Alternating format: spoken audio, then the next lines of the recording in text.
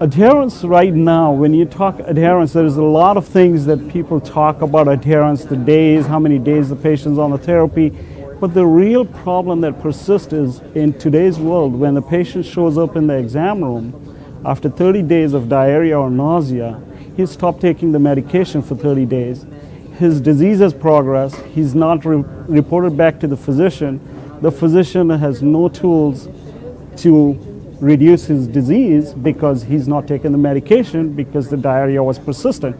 Even though when the patient was given the education, when he was put on the therapy, he forgets about it and he says, okay, I am having diarrhea, I'm not going to take the medication.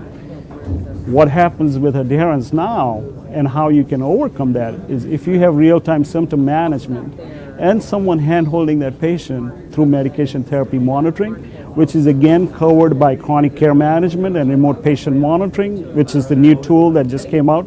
Now you can capture the steps of the patient. Say on an average, if the patient is taking 500 steps and all of a sudden you see a step drop to 50 steps, then our case manager can pick up the phone, talk to the patient and say, okay, what is it that is making you stop walking? And the patient says, oh, I forgot to use my phone today, and he didn't use the phone, so there was no step, and so that's false data.